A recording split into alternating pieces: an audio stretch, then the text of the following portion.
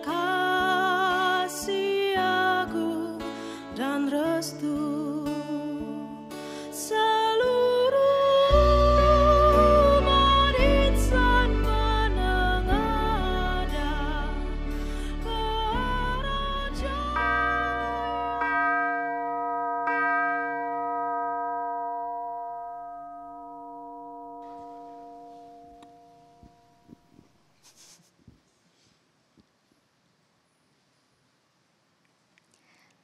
Selamat pagi jemaat yang dikasihi Tuhan. Marilah kita saling menyapa anggota keluarga kita yang saat ini bersama-sama mengikuti ibadah ini secara online dimanapun kita berada. Kita bersyukur bahwa kita masih diberikan kesempatan untuk dapat beribadah di tengah pandemi COVID ini. Marilah kita bersama-sama memuji Tuhan dengan menyanyikan Kidung Jemaat 19, Tuhanku Yesus, bait 1, 2, dan 3.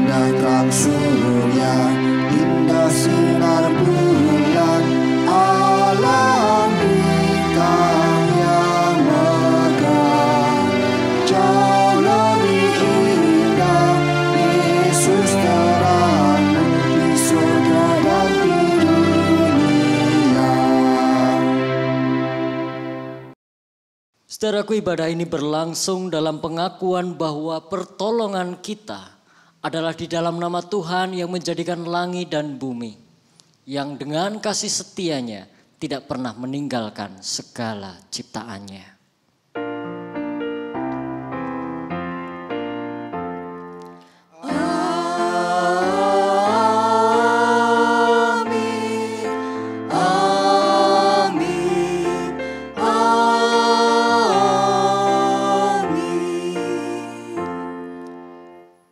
Kasih karunia dan damai sejahtera dari Allah Bapa kita dan dari Tuhan kita Yesus Kristus serta persekutuan dengan kuasa Roh Kudus menyertai saudara.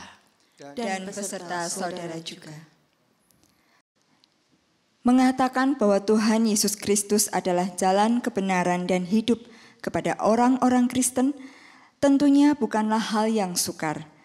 Tetapi menyatakan kebenaran Kristus di tengah-tengah orang yang tidak berjalan dalam kebenaran, sekalipun di tengah-tengah orang Kristen, bisa menjadi suatu hal yang sulit. Dalam ibadah pada hari ini, kita bahkan diajak untuk dapat menyatakan kebenaran Kristus di tengah-tengah penolakan dan ancaman. Mampukah kita? Tema ibadah kita pada pagi hari ini adalah tetap nyatakanlah kebenaran Kristus.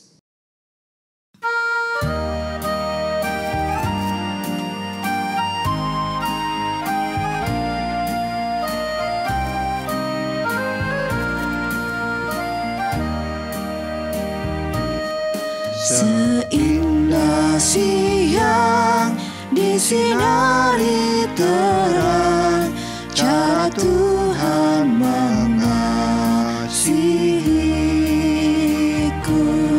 Seindah petang dengan angin sejuk, cara Tuhan mengasihiku. Tuhanku lembut dan penyayang,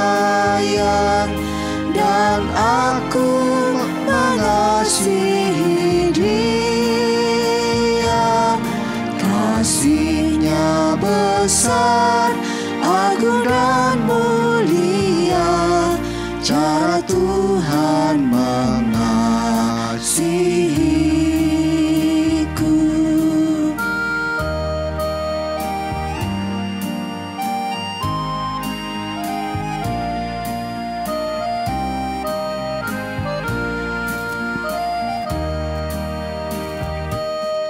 Sedalamnya laut, seluas angkasa, cara Tuhan mengasihiku.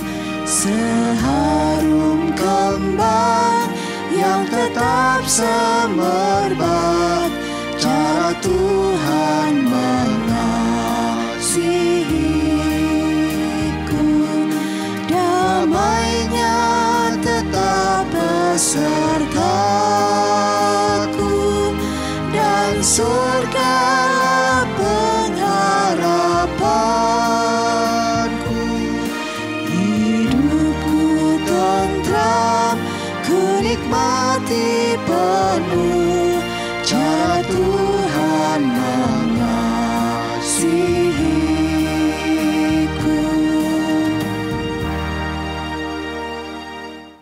Marilah kita mengakui dosa-dosa kita dengan penuh kerendahan hati. Mari kita berdoa. Bapa yang penuh kasih, pada kesempatan hari ini kami datang ke hadirat-Mu yang kudus dengan segala kerendahan hati. Pada kesempatan hari ini, kami mau dengan sadar mengakui segala dosa-dosa kami di hadapan-Mu. Seringkali kami lalai dan lari dari perintah-Mu. Seringkali kami lebih mengikuti nafsu duniawi kami, sehingga kami jauh dari kasih dan penyertaan-Mu. Kami menyakiti hati sesama kami, bahkan kami menyakiti hati-Mu. Kami sadar akan kecenderungan hati kami untuk berbuat jahat, sehingga kami jauh dari kehendak-Mu. Kami merasa hidup kami dipenuhi dengan rasa bersalah, kehilangan sukacita, bahkan kehilangan damai sejahtera daripada-Mu. Karena itu ya Bapa, kiranya Engkau sudi mengampuni dosa dan kesalahan yang telah kami perbuat. Kami mohon belas kasihan-Mu ya Bapa. Biarlah kasih karunia-Mu membersihkan kami dari segala dosa dan pelanggaran yang telah kami perbuat, dan digantikan oleh damai serta kasih-Mu. Dalam nama Tuhan Yesus kami telah berdoa. Amin.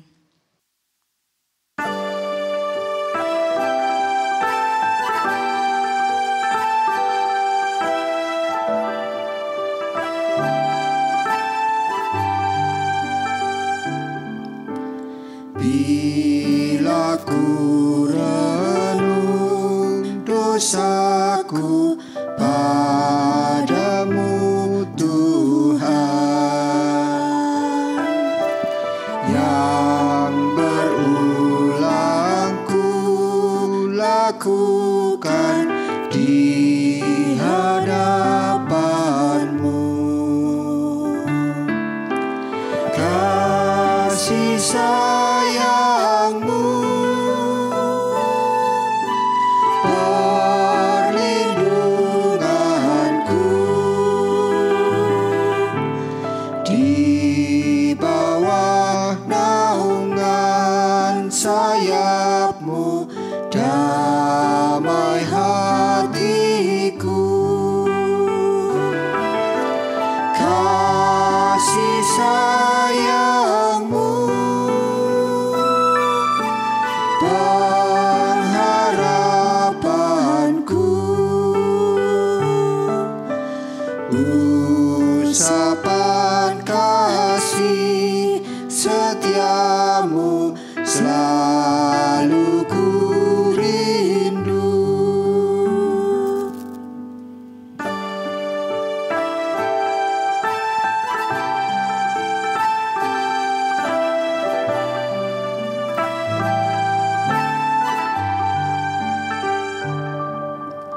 Rasa angkuh dan sombongku masih menggoda.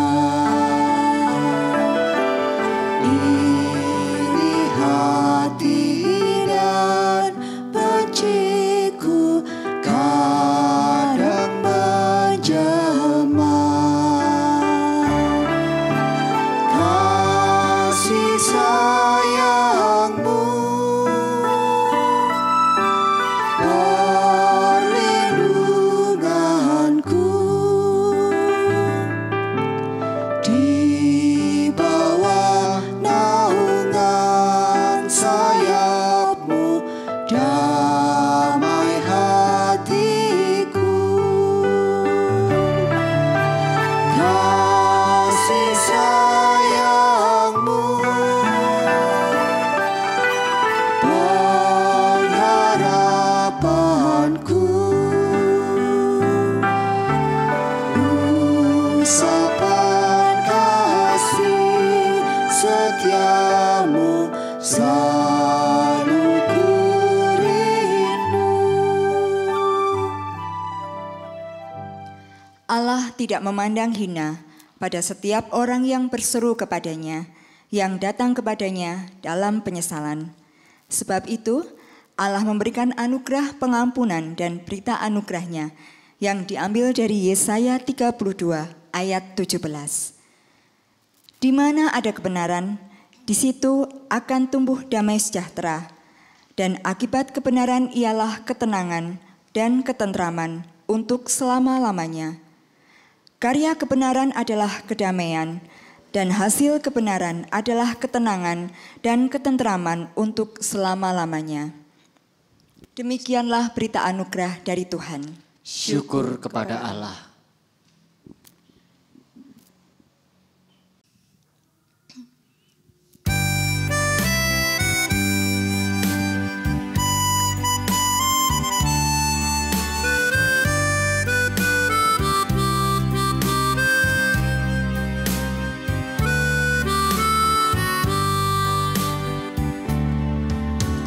Sungguh indah kabar mulia, hai percayalah.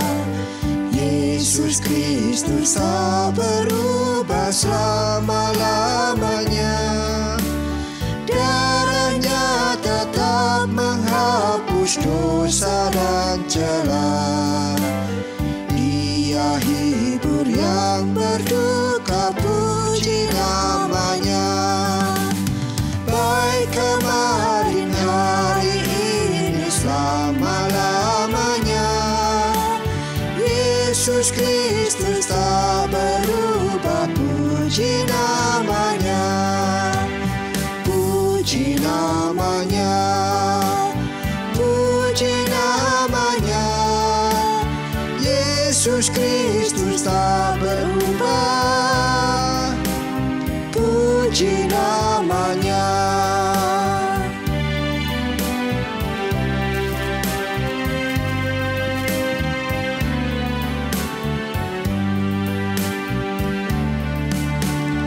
Ia cari yang berdosa, cari di kau pun.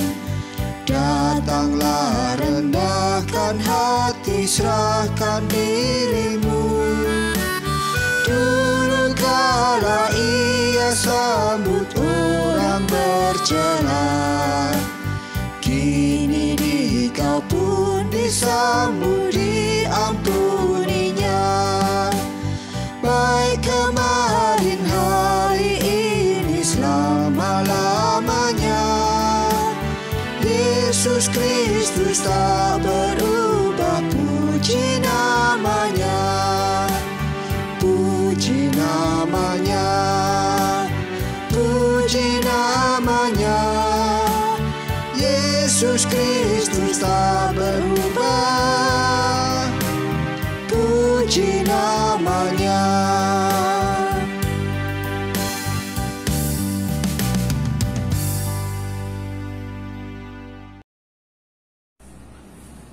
Saudara-saudara Jemaat GKI Temanggung terkasih, sebelum kita membaca firman Tuhan dan merenungkannya, marilah kita bersama berdoa. Ya Tuhan, kami mohon bimbingan-Mu dalam terang Roh Kudus, Roh penghibur dan Roh penolong itu, agar bacaan kitab suci yang akan kami baca dan renungkan oleh hikmat Roh-Mu bagi kami bolehlah menjadi makanan rohani. Bekerjalah lebih daripada kata-kata manusia, bekerjalah dengan daya Roh-Mu hingga menembus hati kami semua. Demi Kristus kami memanjatkan doa ini. Amin. Teks yang diberikan kepada kita untuk kita renungkan bersama-sama pada minggu ini adalah Matius pasal 10 ayat 24 sampai 39 yang menerangi tema kita hari ini, tetap menyatakan kebenaran Kristus. Matius pasal 10 ayat 24 sampai 39. Seorang murid tidak lebih daripada gurunya, atau seorang hamba daripada tuannya. Cukuplah bagi seorang murid jika ia menjadi sama seperti gurunya, dan bagi seorang hamba jika ia menjadi sama seperti tuannya. Jika tuan rumah disebut Beelzebul, apalagi seisi rumahnya. Jadi janganlah kamu takut terhadap mereka, karena tidak ada sesuatu pun yang tertutup yang tidak akan dibuka, dan tidak ada sesuatu pun yang tersembunyi yang tidak akan diketahui. Apa yang kukatakan kepadamu dalam gelap, katakanlah itu dalam terang. Dan apa yang dibisikkan ke telingamu, beritakanlah itu dari atas atap rumah. Dan janganlah kamu takut kepada mereka yang dapat membunuh tubuh, tetapi yang tidak berkuasa membunuh jiwa. Takutlah terutama kepada Dia yang berkuasa membinasakan baik jiwa maupun tubuh di dalam neraka. Bukankah burung pipit dijual 2 ekor seduit? Namun seekor pun daripadanya tidak akan jatuh ke bumi di luar kehendak Bapa. Dan kamu, rambut kepalamu pun terhitung semuanya. Sebab itu janganlah kamu takut, karena kamu lebih berharga daripada banyak burung pipit. Setiap orang yang mengakui aku di depan manusia, aku juga akan mengakuinya di depan Bapa-Ku yang di sorga. Tetapi barang siapa menyangkal aku di depan manusia, aku juga akan menyangkalnya di depan Bapa-Ku yang di sorga. Jangan kamu menyangka bahwa aku datang untuk membawa damai di atas bumi. Aku datang bukan untuk membawa damai, melainkan pedang. Sebab aku datang untuk memisahkan orang dari ayahnya, anak perempuan dari ibunya, menantu perempuan dari ibu mertuanya, dan musuh orang ialah orang-orang seisi rumahnya. Barang siapa mengasihi bapa atau ibunya lebih daripada aku, ia tidak layak bagiku. Barang siapa mengasihi anaknya, laki-laki atau perempuan, lebih daripada aku, ia tidak layak bagiku.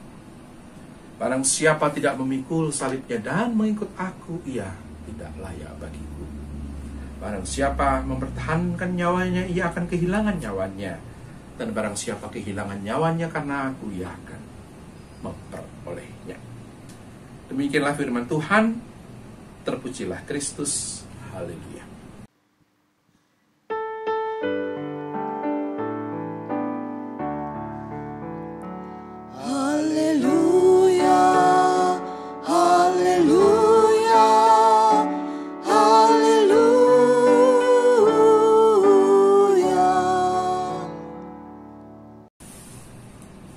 Pada suatu kali diceritakan ada seorang petani yang jengkel mendengar suara ribet anak-anak yang bermain di sebelah rumahnya. Ini cerita dalam buku Doa Sakata karangan Pater Antoni de Melo. Petani ini berkali-kali melarang anak-anak itu bermain di dekat rumahnya karena mengganggu, tapi anak-anak itu sebentar pergi sebentar datang, begitu terus. Sehingga lalu petani ini punya ide. Dia berkata kepada anak-anak itu, "Yuk kita lari. Bahaya ini, karena ada raksasa dari atas gunung sedang turun dan mau pergi ke desa kita. Nanti kita bisa ketangkap dan dimakan oleh dia. Ayo kita pergi, kita lari. Nah, berhasil rupanya hal itu membuat anak-anak ini pergi dari rumah si petani dan mengabarkan itu kepada orang-orang lain di desa-desa di sekitar situ, di rumah-rumah di sekitar situ, sehingga anak itu lari, orang-orang lari, semua orang berlari begitu rupa menuruni lembah itu karena desa mereka di sisi gunung. Petani itu melihat banyak orang turun mencapai lembah untuk menghindari bualannya tentang raksasa itu. Lalu yang terjadi adalah dia ikut keluar rumah dan ikut berlari turun. Istrinya heran, loh kenapa kamu juga ikut-ikutan? Itu kan cerita karanganmu. Petani itu berkata, memang sih aku yang ngarang, tapi siapa tahu benar gitu. Lah cerita itu saudara, itu cerita dongeng ya. Jadi sesuatu yang tidak benar dimasukkan untuk menakut-nakuti anak itu, ketika efeknya adalah anak-anak itu percaya dan orang desa-desa percaya dan semua turun. Petani ini yang mengarang cerita bohong itu ikut-ikutan turun karena siapa tahu itu benar gitu. Karangan bohongnya siapa tahu itu benar. Sesuatu yang bohong lalu dianggap benar karena banyak orang yakin itu benar. Nah, itu gejala itu secara umum disebut post-truth. Sesuatu yang tidak benar kalau diulang-ulang terus, maka orang bisa yakin itu benar.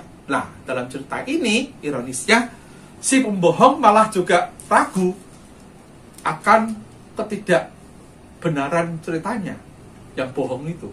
Jadi, si pembohong malah jangan-jangan menganggap ceritanya itu tidak bohong, gitu kira-kira.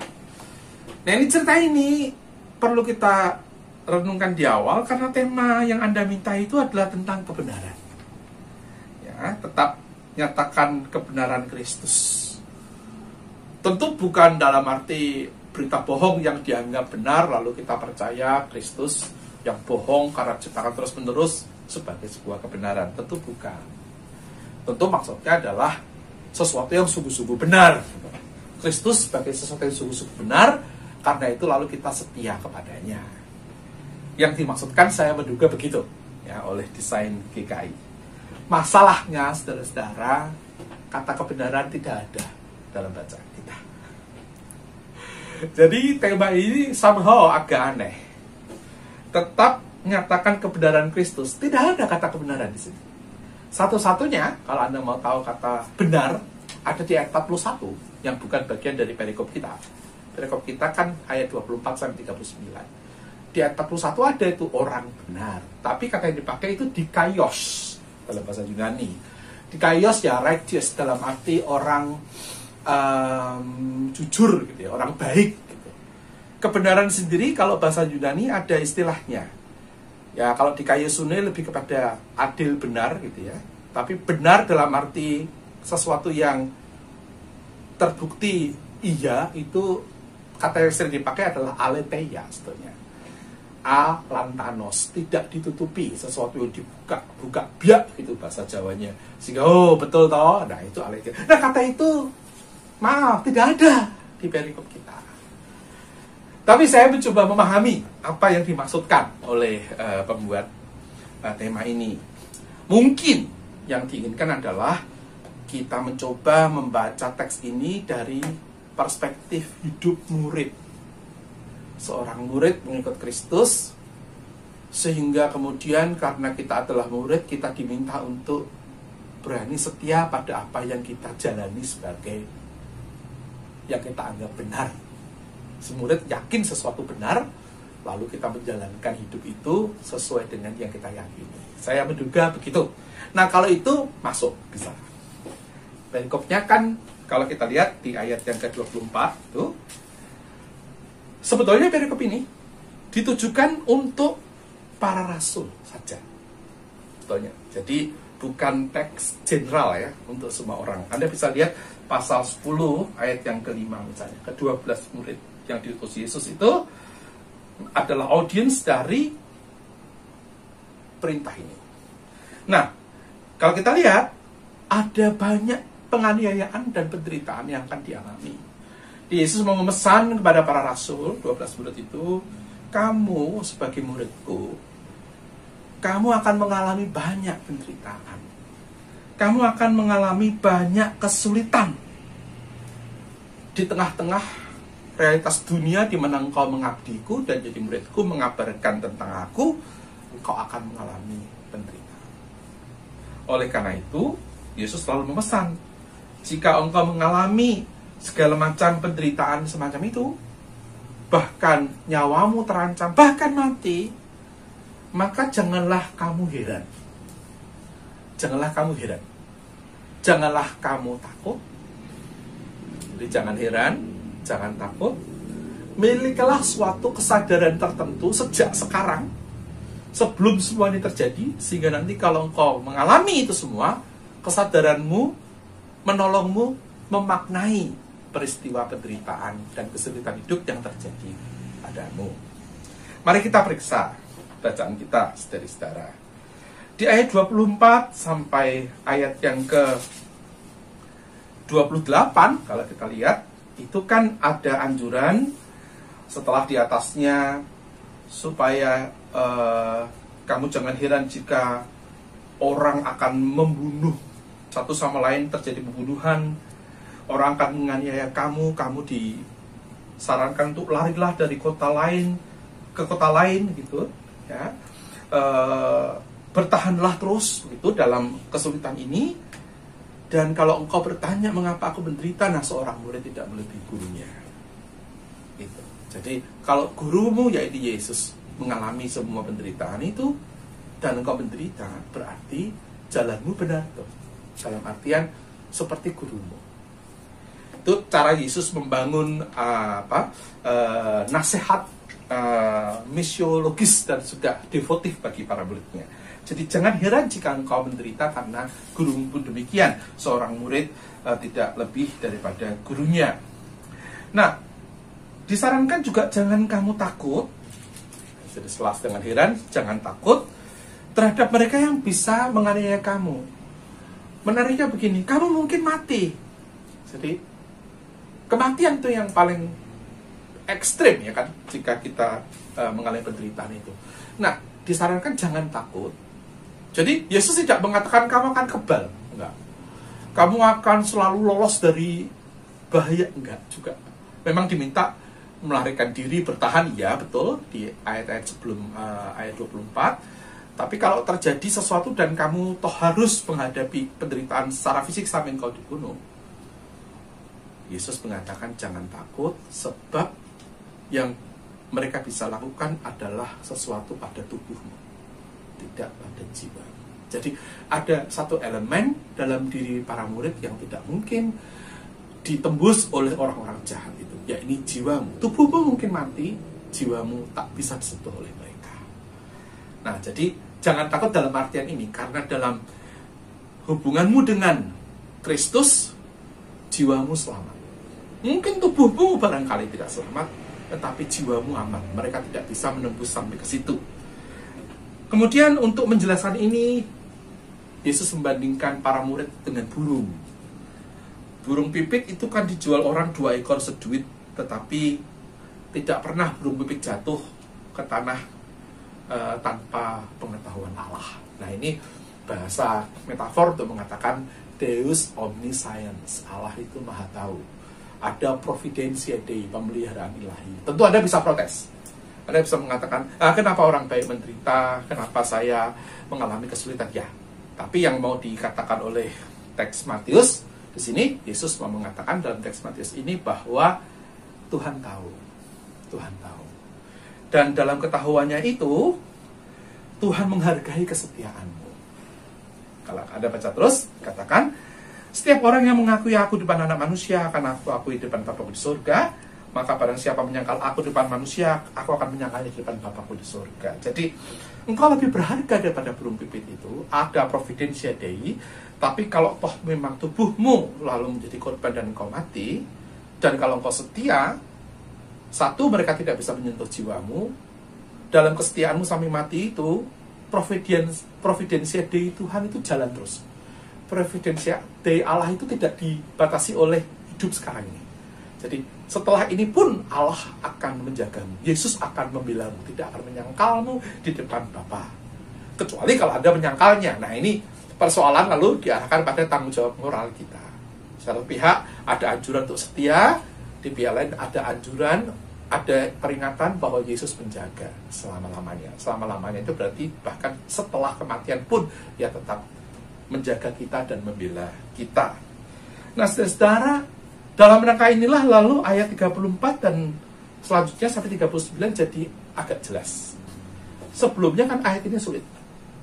Coba bayangkan, masa ada firman Tuhan kok aku datang membawa pedang. Barang siapa mengasihi bapak ibunya lebih daripada aku tidak layak. Lalu itu kan siapa yang menjadi orang Kristen kan? Kalau kita mengartikannya, oh kita diminta untuk memusuhi ayah ibu kita. Nah, masalahnya memang dalam di Lukas. Nah, ini ada di Lukas nih. Kalimatnya lebih tajam daripada Matius. Di Lukas itu begini, barang siapa tidak membenci bapak ibunya, ia tidak layak untuk kerajaan Allah untuk aku. Kata membenci miseo, betul-betul membenci itu hate. Nah, Matius lebih lembut ya. Matius hanya mengatakan di sini bahwa Yesus meminta orang untuk lebih mengasihi dia gitu. Barang siapa mengasihi bapak ibunya lebih daripada aku, ia tidak layak bagiku. Barang siapa mengasihi anaknya laki-laki perempuan lebih daripada aku, ia tidak layak bagiku. Barang siapa tidak memikul salibnya dan mengikut aku, ia tidak layak bagiku. Nah, kata membenci di Lukas dan lebih mengasihi di dalam Matius menjadi lebih jelas sekarang jika kita membaca dalam kerangka ayat sebelumnya. Jadi jangan Anda menafsir begini. Ini yang jangan ya, saudara. Oh, jadi orang Kristen berarti disuruh memusuhi keluarganya. Bukan. Jangan dipotong begitu. Ingat ayat 24 tadi, sekali lagi saya ingatkan, ceritanya adalah murid tidak akan melebihi gurunya. Jalan penderitaan sang guru akan menjadi jalan sang murid juga. Hiduplah dalam kesetiaan begitu rupa, sehingga toh seandainya engkau mati, sekalipun kesetiaanmu itu diperhitungkan oleh Yesus. Ia akan membelamu di depan Bapaknya. Allah akan menjaga hidupmu. Jadi saudara-saudara, saya ulangi kembali, maksud Yesus bukan membuat kita untuk menjadi pembenci keluarga, bukan. Karena dari awal dulu dikatakan di ayat 24, milikilah ketidakheranan jika engkau mengalami penderitaan dari dunia ini. Pilihanmu untuk setia pada Yesus menghasilkan penderitaan, jangan heran. Jangan takut dan jangan heran. Jangan heran karena gurumu pun menderita. Jangan takut karena bahkan kematian pun tidak membatasi karya Allah padamu. Nah, oleh karena itu, Yesus dan karyanya harus menjadi pusat gravitasi kasih. Jadi dia mau bilang gitu. Jadi kalimat lebih mengasihi Tuhan daripada keluarga, atau barang siapa tidak membenci kalau pakai versi Lukas, maksudnya adalah bukan memusuhi keluarga, tetapi begini, jika ada pilihan mana yang menjadi pusat gravitasi batinmu, saran dari Matius adalah Tuhan. Tuhanlah pusat gravitasi batin. Yang lain Anda cintai secara relatif dan secara baru dari perspektif pusat gravitasi batin itu. Nanti saya jelaskan. Rumusannya teologis dulu ya, supaya diingat-ingat. Tuhan adalah pusat gravitasi batin. Yang lain bukan pusat. Yang lain boleh menarik-narikmu, tapi bukan pusat. Yang lain dipahami, dicintai secara relatif dari pengalaman pusat gravitasi itu. Contoh supaya real. Misalnya, ada seorang mahasiswi bernama Veloni yang sangat dekat dengan ibunya dan bapaknya dan adiknya dan kakaknya. Suatu kali Veloni ini jatuh cinta pada orang yang baginya sangat memikat, dan ia tiba-tiba sadar ia jatuh cinta habis-habisan pada orang itu, namanya Givan. Nah, Givan ini orang Mesir misalnya, Veloni orang katakanlah Diwek, Jawa Timur sana itu misalnya. Givan orang Mesir, Veloni orang Diwek, jatuh cinta. Nah, lalu Givan mengatakan, Veloni, saya harus pulang ke Mesir. Bagaimana? sebaiknya kita menikah, lalu kubawa kau ke Mesir. Filoni bingung. Bagaimana ini? Di satu pihak dia mencintai ibunya, ayahnya, adik kakaknya, ia mencintai masakan-masakan Jawa Timur. Ia tidak terlalu suka masakan Mesir. Ia lebih suka rujak cingur daripada apalah itu masakan Mesir namanya. Tapi ia sangat mencintai Kifan. Ia tidak bisa meminta Kifan tinggal di Jawa Timur. Kifan orang Mesir dan akan kembali ke Mesir. Nah, lalu Filoni memutuskan, baiklah, Kakanda Kifan, kita menikah dan aku akan ikut kamu. Maka Filoni memutuskan ikut Kifan ke Mesir. Pertanyaan saya, apakah Filoni tidak mengasihi ibunya? Apakah Filoni tidak mengasihi ayah adik-adiknya? Apakah dengan ia mengikuti Kifan, hidup bersama dengan Kifan di Mesir, ia lalu meninggalkan keindonesiaannya, meninggalkan ke Jawa Timurannya, lalu benci dengan rujak cingur yang ia sukai itu? Tidak. Ia tetap mencintai mereka, ia tetap mengasihi mereka, tetapi secara relatif. Kasihnya pada mereka itu sekarang menjadi kasih yang baru, yang ia hargai, yang apresiasi, ia rayakan dalam rangka tarikan gravitasi kasih yang lebih besar itu, yaitu cintanya kepada Kifan. Cintanya kepada Kifan bahkan kemudian membuat dia bisa mengasihi keluarganya dengan cara baru. Begitu. Jadi cintanya kepada Kifan itu pusat gravitasi batin, karena ia lalu memilih untuk hidup bersama dengan orang yang dia kasihi.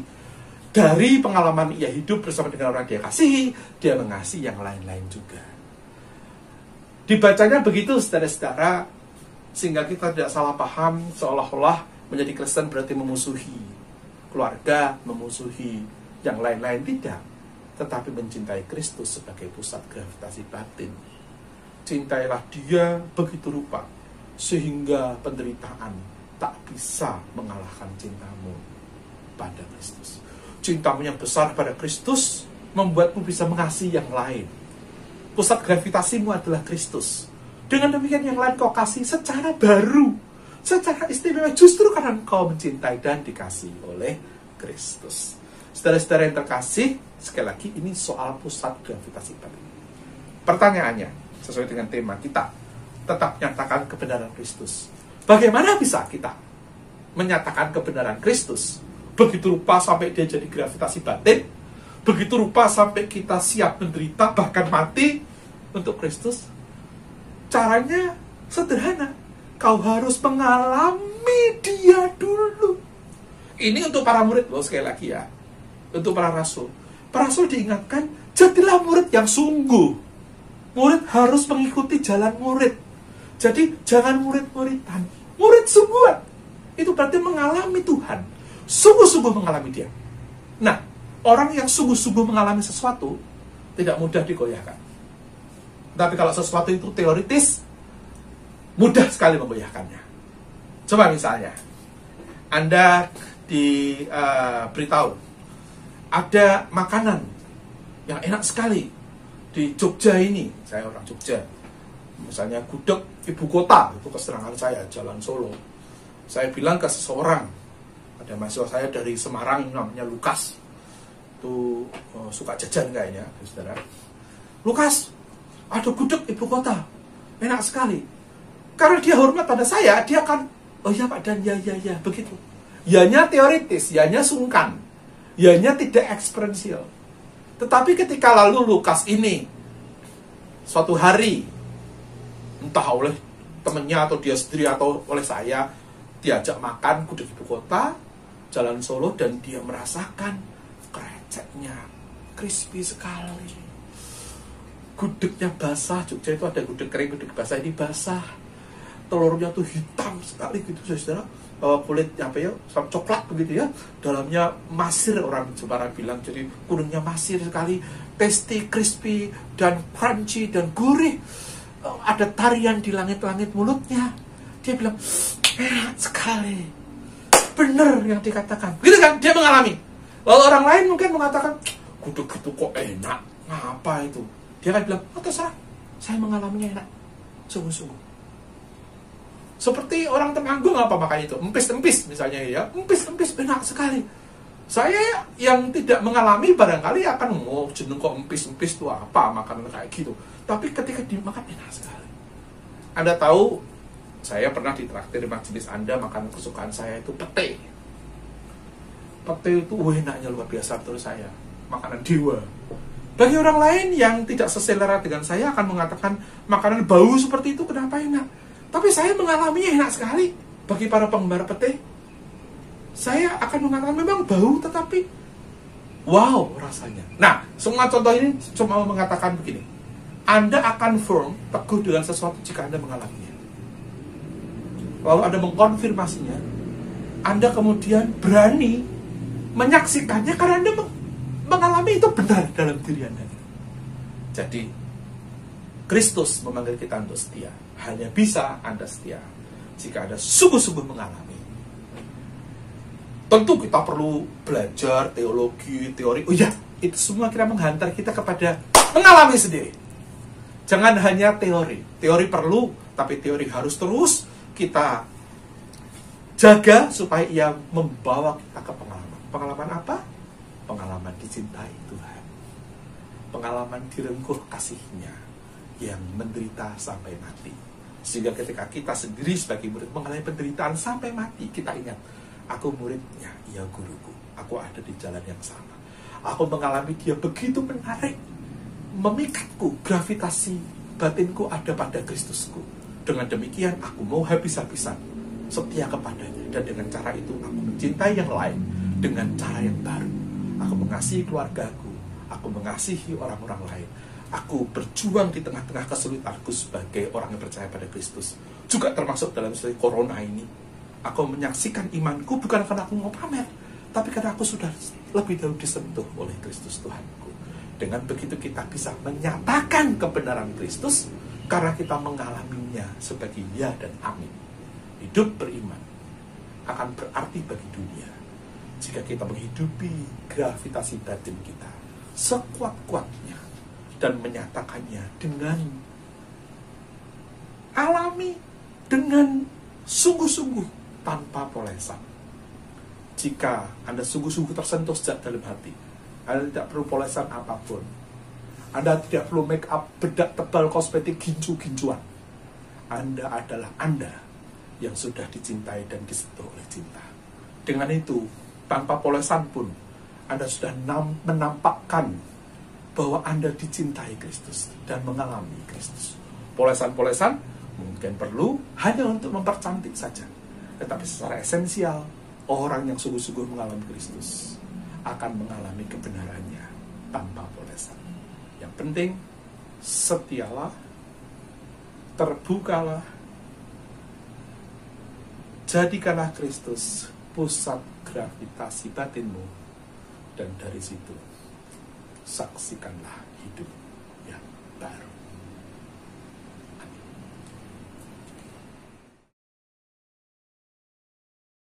Bersama dengan umat Allah di segala masa dan tempat, kita mengikrarkan pengakuan iman kita menurut pengakuan iman rasuli demikian. Aku percaya kepada Allah, Bapa yang Maha Kuasa, Khalik langit dan bumi, dan kepada Yesus Kristus, Anak-Nya yang tunggal, Tuhan kita, yang dikandung dari Roh Kudus, lahir dari anak darah Maria, yang menderita sengsara di bawah pemerintahan Pontius Pilatus, disalibkan, mati dan dikuburkan, turun ke dalam kerajaan maut. Pada hari yang ketiga, bangkit pula dari antara orang mati, naik ke surga, duduk di sebelah kanan Allah, Bapa yang Maha Kuasa, dan dari sana ia akan datang untuk menghakimi orang yang hidup dan yang mati. Aku percaya kepada Roh Kudus, gereja yang kudus dan am, persekutuan orang kudus, pengampunan dosa, kebangkitan orang mati, dan hidup yang kekal. Amin. Saudara, mari kita menaikkan doa syafaat kita, mari kita berdoa. Bapa di dalam surga, kami bersyukur untuk firman Tuhan yang boleh kami dengar, kami renungkan. Kiranya firman-Mu Tuhan menolong kami untuk menjalani kehidupan seturut dengan kehendak Tuhan. Ajar kami untuk boleh menjadi saksi Kristus dimanapun kami berada. Terlebih di tengah situasi sekarang ini, di tengah pergumulan yang kami hadapi Tuhan. Kami masih terus berdoa. Kiranya Tuhan menolong kami menghadapi setiap masalah, setiap pergumulan yang datang akhir-akhir ini. Tuhan, jikalau sekiranya mungkin, kami mohonkan agar pergumulan yang kami hadapi sekarang ini terkait dengan pandemi COVID-19 kiranya segera berlalu. Tetapi biarlah Tuhan, kasih setia Tuhan juga boleh terus kami rasakan di dalam kehidupan kami.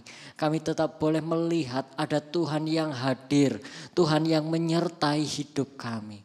Tuhan berkati setiap usaha yang dilakukan, baik oleh tenaga medis, pemerintah, maupun setiap kami masyarakat di dalam kami menangani pandemi COVID-19 ini. Kiranya kami boleh bersama-sama bersatu hati, bergotong royong, sehingga persoalan yang kami hadapi bersama ini boleh kami selesaikan dengan segera. Tuhan, kami juga ingin menyerahkan setiap pelayanan yang masih terus kami lakukan terkait dengan pandemik yang selama ini kami hadapi. Tuhan, kiranya Engkau memberkati upaya kami, yaitu di dalam aksi sosial dompet tanggap COVID-19. Biarlah Tuhan, lewat pelayanan yang kami lakukan, lewat aksi sosial yang kami lakukan ini, nama Tuhan boleh dipermuliakan. Kami juga rindu Tuhan, menyatukan hati kami di dalam gerakan doa serentak tiap jam 9 malam. Selama 3 menit kami mau berdoa di rumah kami masing-masing. Memohon belas kasihan Tuhan, memohon anugerah Tuhan. Sehingga pandemik ini boleh segera selesai. Bahkan di tengah pandemik ini kami juga boleh merasakan kasih Tuhan. Terima kasih Bapa. Kami mau serahkan kehidupan kami, segala pergumulan hidup kami. Hanya di dalam nama Tuhan kami, Yesus Kristus, Tuhan serta Juru Selamat kami yang hidup. Amin. Saatnya kita memberikan persembahan. Marilah kita bersukacita dan menyatakan syukur karena Tuhan mempercayakan kita untuk membagikan kasih-Nya pada yang lain. Saat ini kita diajak untuk memberikan persembahan. Persembahan kita berikan dengan mengingat firman-Nya di dalam 2 Korintus 8 ayat 2. Selagi dicobai dengan berat dalam berbagai penderitaan, sukacita mereka meluap, dan meskipun mereka sangat miskin, namun mereka kaya dalam kemurahan. Jemaat yang terkasih, untuk saat ini ada 3 cara yang bisa kita lakukan untuk mempersembahkan persembahan kita. Yang pertama, jemaat bisa mempersembahkan dalam amplop tertutup yang dikumpulkan di rumah dalam setiap minggunya dan kemudian dapat kita serahkan ke gereja pada saat kelak kondisi normal kembali dan kebaktian dapat dilaksanakan seperti semula. Yang kedua, kita bisa mempersembahkan persembahan kita melalui transfer ke rekening milik GKI Temanggung. BCA nomor 15402650000 atas nama Inariati Gunadi. Yang ketiga, jemaat dapat memberikan persembahan langsung melalui kantor gereja pada setiap hari Selasa, mulai pukul 10 sampai dengan 15 WIB dan diserahkan kepada Penatua Ratnawati. Marilah kita doa persembahan. Ya Allah, Bapa, terima kasih atas anugerah yang telah Kau berikan dalam kehidupan kami. Terima kasih atas penyertaan-Mu yang tak henti-hentinya Kau curahkan kepada kami. Ya Bapa, tadi kami telah mendengarkan firman-Mu. Kiranya Engkau menyertai hamba-Mu yang telah menyampaikan firman-Mu. Kiranya Engkau selalu memberkati dan menyertai hamba-Mu ini, dimanapun dia berada. Pakailah dia seturut dengan kehendak-Mu. Kami juga berdoa bagi jemaat-Mu yang hadir mengikuti kebaktian pada hari ini. Kiranya Engkau sertai dan Engkau berkati setiap pekerjaan atau yang dikerjakan oleh jemaat-Mu. Kiranya juga Engkau memberkati mereka yang belum sempat hadir mengikuti kebaktian pada hari ini. Jika mereka dalam keadaan lemah, kiranya Engkau memberikan mereka kesehatan dan kekuatan. Kalau saat ini kami akan mempersembahkan, kiranya persembahan yang kami berikan dapat menjadikan berkat bagi gereja-Mu di tempat ini. Terima kasih Tuhan Yesus. Di dalam nama Tuhan Yesus kami telah berdoa dan mengucap syukur. Amin.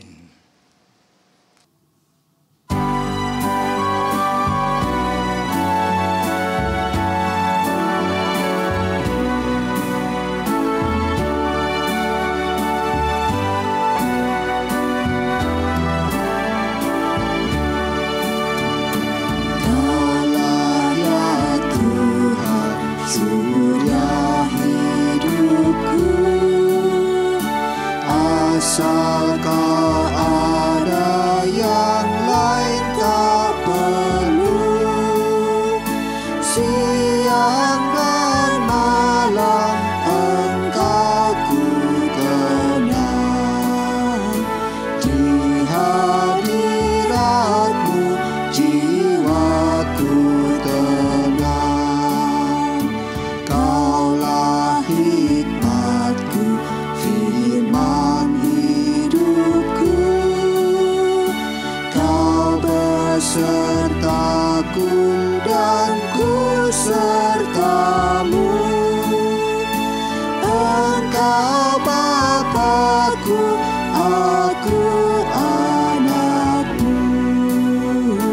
Denganmu Tuhan ku satu penuh.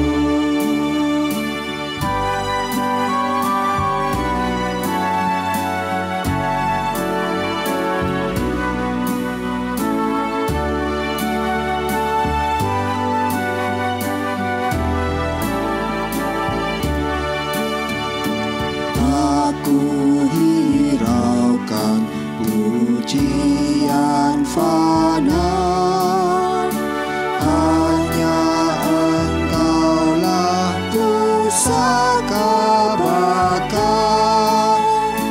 Raja di surga Engkau bagiku, harta abadi bahagia penuh.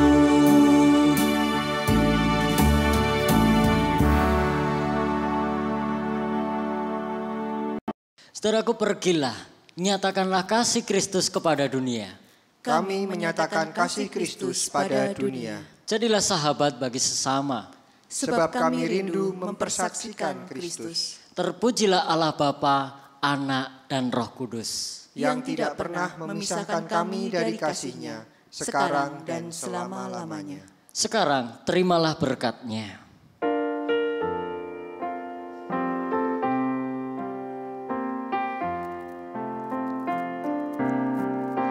Kasih Tuhan mengiringimu dan sayap-Nya melindungimu.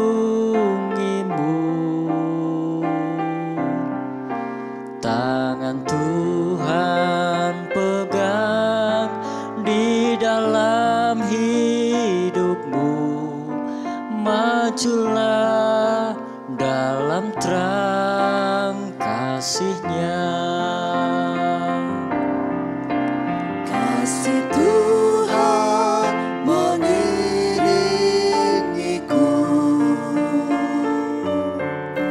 dan sayap-Nya melindungiku.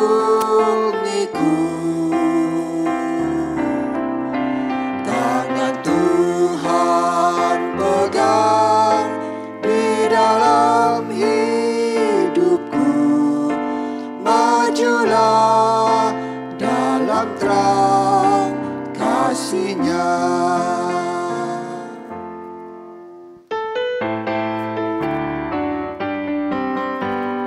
Hale, hale, haleluya. hale hale haleluya,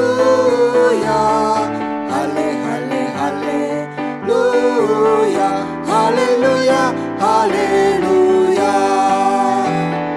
hale hale haleluya, hale hale haleluya, hale hale haleluya,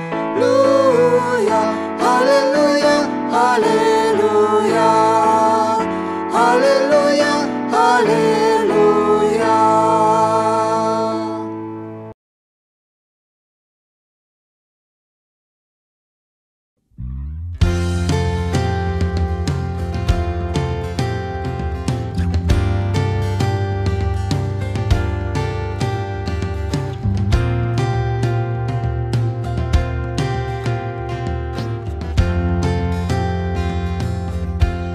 Apalah arti ibadahmu kepada Tuhan bila tiada rela sujud dan sungguh? Apalah